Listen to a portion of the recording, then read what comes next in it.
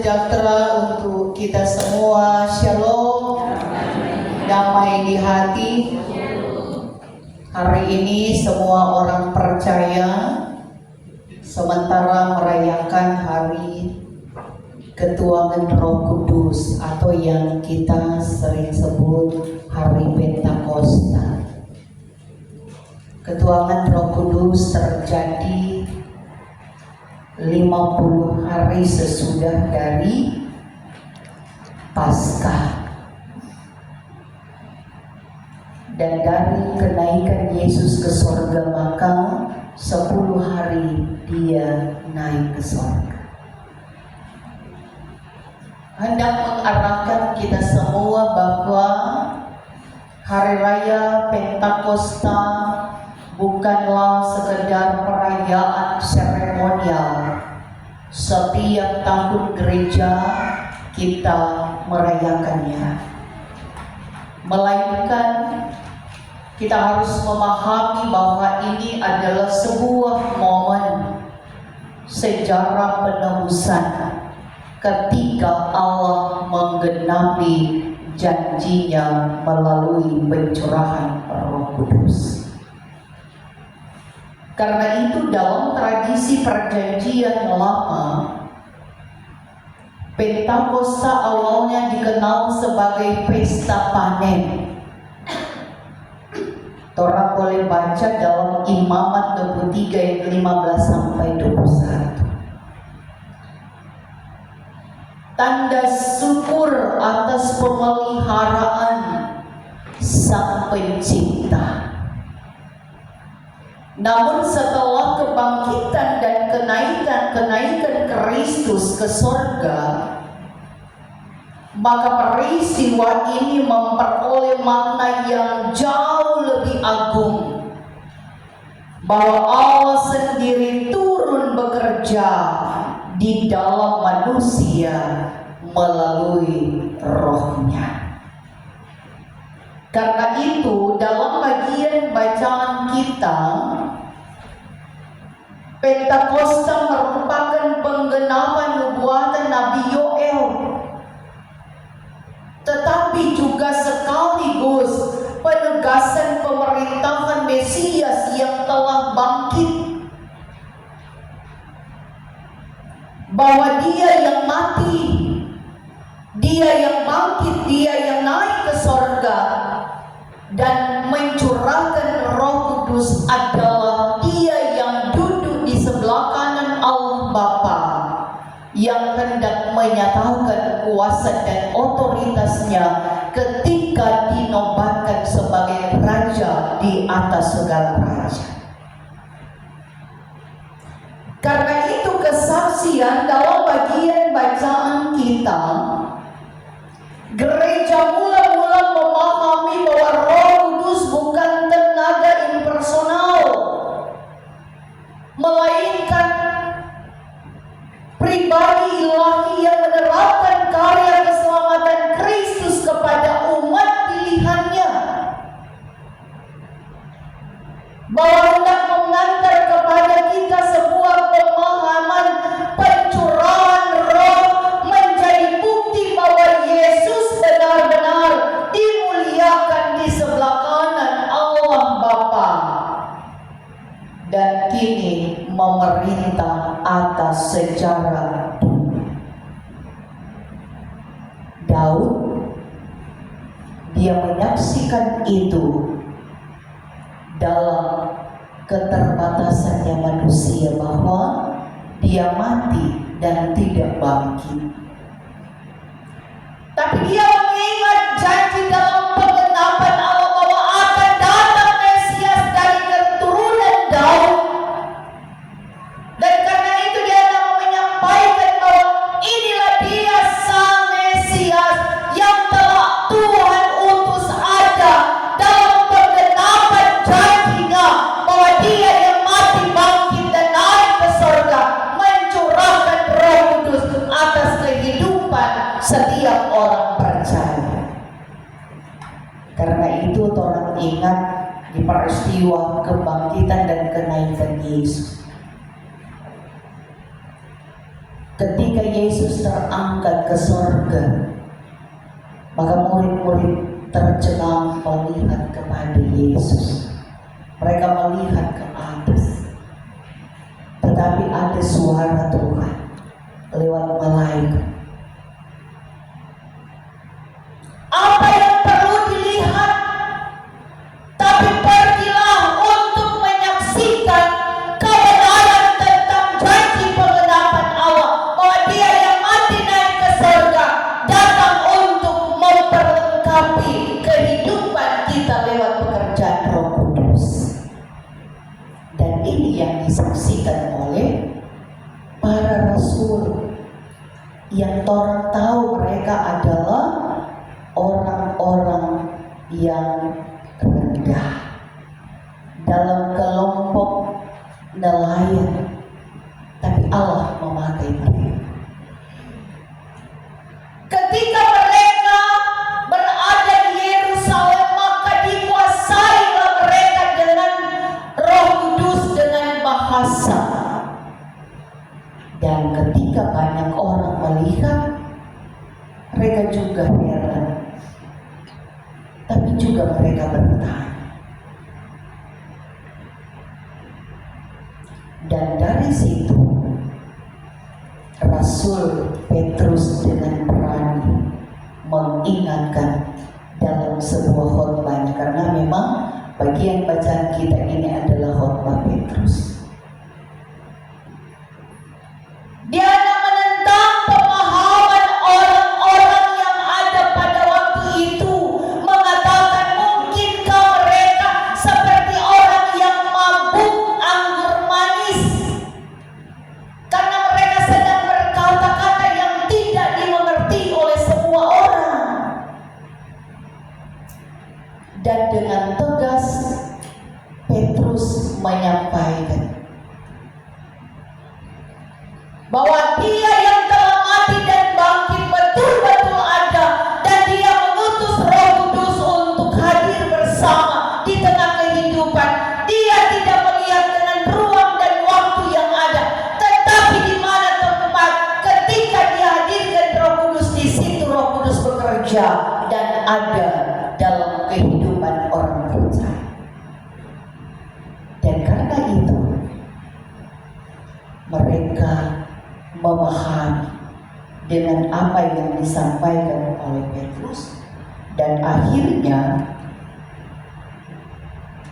kurang lebih 2.000 orang bertobat untuk dibaptis. Karena itu puncak argumentasi Petrus muncul pada ayat 32. Yesus inilah yang dibangkitkan Allah, dan tentang hal itu kami semua adalah saksi. Kekristenan berdiri di atas fakta, atas kebangkitan Kristus. Karena tanpa kebangkitan, iman berubah menjadi sebuah filsafat yang kosong. Namun Petrus bersaksi bahwa Yesus hidup dan dimuliakan oleh Bapa.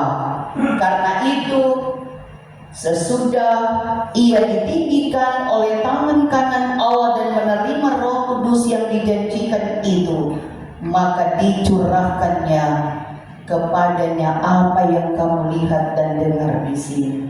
Roh Kudus dicurahkan bukan karena manusia layak, melainkan karena Kristus telah menang melalui salib dan kebangkitan. Karena itu Pentakosta merupakan bukti bahwa Yesus benar-benar Raja yang memerintah atas kehidupan dunia dan manusia. Bagi kita yang dipercayakan Tuhan untuk menjadi saksi di tengah dunia ini, siapapun kita pasti pernah mengalami kuasa mujizat atas setiap pergumulan dan masalah hidup dalam perkenanan Roh Kudus hadir dan ada bagi kita. Karena itu saya mau katakan,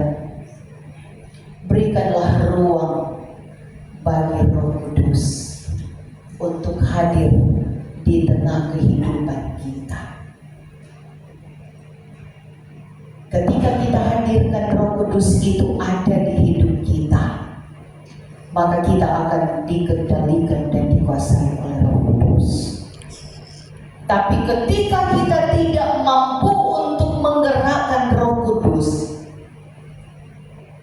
saya mau katakan ibarat seperti seorang tamu ada di rumah kita dan tidak dilayani sebagaimana maksimal, maka pasti seorang tamu itu akan berdiam seperti yang dia lihat dengan situasi kondisi. Gambaran ini yang mengantar kita bahwa ketika Roh Kudus ada dalam hati kita, gerakkanlah itu di masing-masing kehidupan. Minta Tuhan hadir dan turut campur tangan untuk tetap terus menuntun setiap langkah kehidupan kita. Dan akan beda.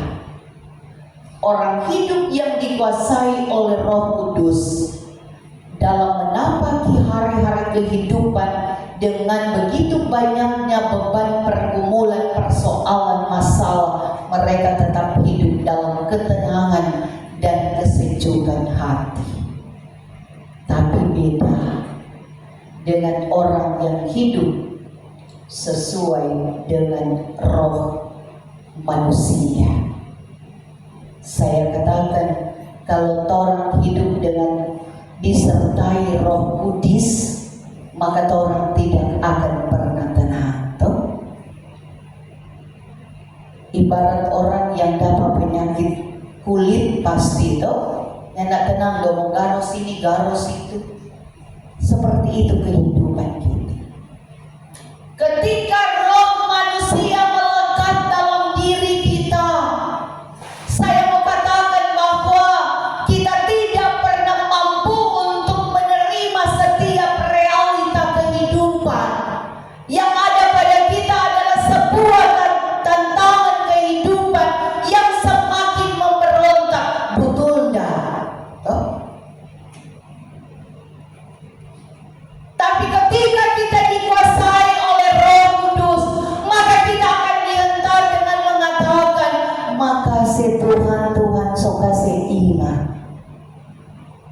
Dan minta Tuhan perlengkapi untuk seterusnya ada dalam kendali Tuhan, sehingga hati, pikiran, dan emosi kita terkendali dalam tuntunan kasih Allah. Tapi bagi saya dan saudara-saudara pasti seringkali muncul sifat kedagingan kita, roh manusia. Ketika orang mendengarkan sesuatu pasti yang ada pada orang, siapa yang bilang? Dorang bilang, dorang sapa. Tapi kalau Roh Kudus yang menuntun kita, menyertai kita, ketika kita mendengarkan itu pasti, oh iyo, bukan senyum. Karena Roh Kudus membawa sebuah ketenangan, bukan sebuah pemberontakan dalam kehidupan. Dan karena itu firman Tuhan hendak menegaskan kepada kita, hadirkan Roh Kudus sebagai ikatan yang mempersatukan bagi setiap orang percaya dengan Kristus. Karena keselamatan bukan hasil kemampuan manusia, tetapi karena karya anugerah Allah yang akan mengubahkan hati kita untuk bisa menjadi hati yang lembut. Sehingga tidak ada kata hatiku adalah raja. Di mana hartamu berada, maka disitulah hatimu berada. Dari masing-masing kita punya banyak pengalaman tentang bagaimana Roh Kudus bekerja bagi kita. Kesaksian saya hendak mengatakan bagaimana Roh Kudus bekerja dalam hidup saya. dan keluarga. Ketika kita masuk di mall, bawa motor, ketika mau ambil doi untuk bayar parkir tuh, maka bapak mengambil dompet dan mengeluarkan doi.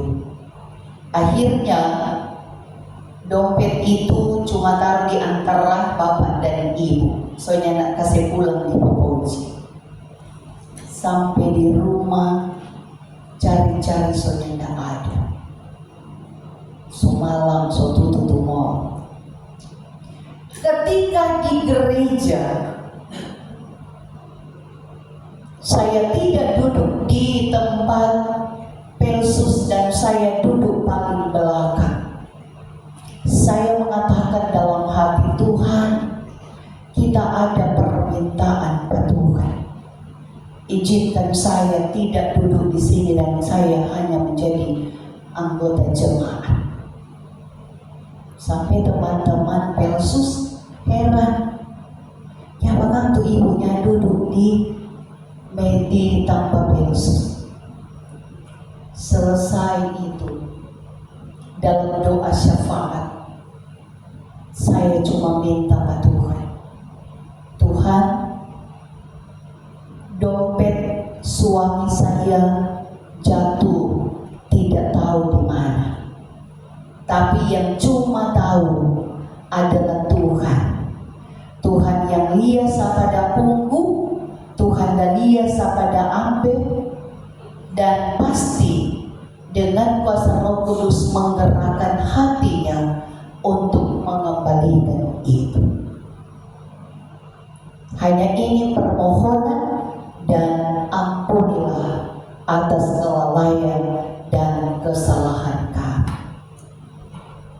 Selesai itu, pulang di rumah, kakak telepon, ada hilang dompet. Oh ada, karena memang tuh KTP STNK motor itu tulis di Taas, itu karena kakak punya. Oh iyo ada, datang jo di sini di Taas, itu orang dapungmu so datang bawa. Tapi oh iya, luar biasa. Sebelum saya melangkah, saya dan suami berdoa. Makasih Tuhan, luar biasa. Apa yang orang minta Tuhan jawab. Dan Tuhan berkati orang yang sudah mengambil. Ketika sampai di Taas, langsung dia bilang, Ibu, kita dapat di dompet soalnya tidak ada doi. Karena kita dapat sol ada di WC di mall. Dan saya katakan, bukan tuh doi itu mau perlu, memang perlu. Karena soalnya tidak ada, jadi bukan tuh doi itu perlu, tapi itu surat di dalam. Akhirnya orang saling berjabatan tangan dan saya tutup dengan doa. Ini menjadi sebuah kenyataan bahwa Roh Kudus akan berkarya ketika kita betul-betul memiliki Dia dalam hidup, mengundang Dia untuk menguasai kita, mengundang Dia untuk berkarya dalam kehidupan kita. Dan pengalaman iman, hal yang kedua, mungkin pernah saya sampaikan. Ketika saya kehilangan motor, dan saya hanya mengatakan pada Tuhan, Tuhan, cuma Tuhan yang tahu, cuma Tuhan kita kamera yang lihat sampai ambil itu motor. Dan Tuhan gerakan hati untuk datang mengaku. Itu pagi saya melaksanakan kunjungan ulang tahun seperti biasa. Setelah pulang ada seorang ibu di pastoran sudah menunggu lama. Ibu pendeta kita saudari tadi. Mari kita tahu ibu ada bajalan ulang tahun. Siapa dia? Tak ada kok ibu tak mau bilang, mari jodoh ngaso dulu tuan di pastor. Dia katakan, Ibu,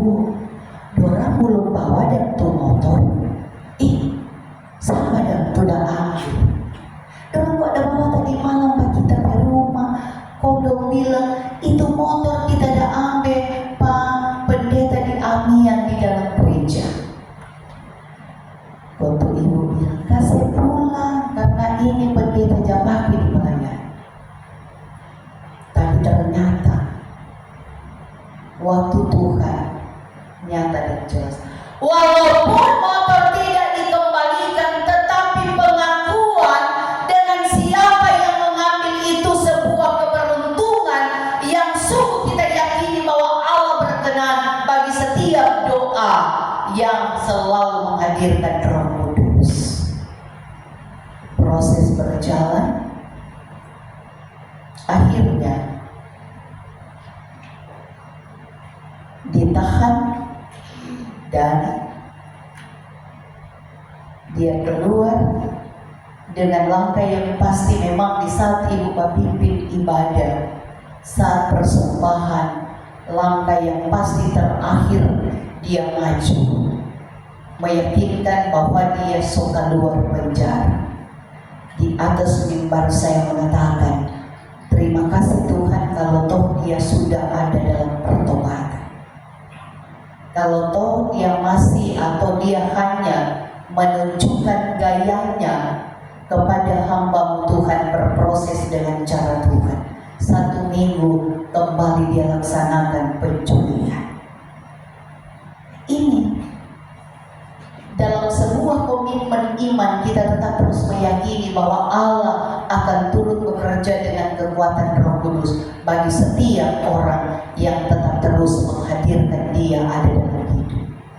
Tapi bagi kita sekalian juga akan demikian. Banyak mujizat, banyak keajaiban, banyak berkat, banyak yang Tuhan siapkan ketika kita memiliki kerendahan hati, ketika kita menjadikan hati ini tempat berdiamnya Roh Kudus untuk bisa mengerjakan dan menguasai kita, sehingga kita ada dalam suasana ketenangan dan kesejukan dan menikmati damai sejahtera. Karena itu yang orang butuh. Karena itu ajarkanlah dalam diri kita tentang bagaimana pekerjaan Roh Kudus. Kemudian kita wariskan itu dalam kepercayaan iman bagi keluarga, anak cucu, tapi juga bagi jemaat, bahkan bagi masyarakat.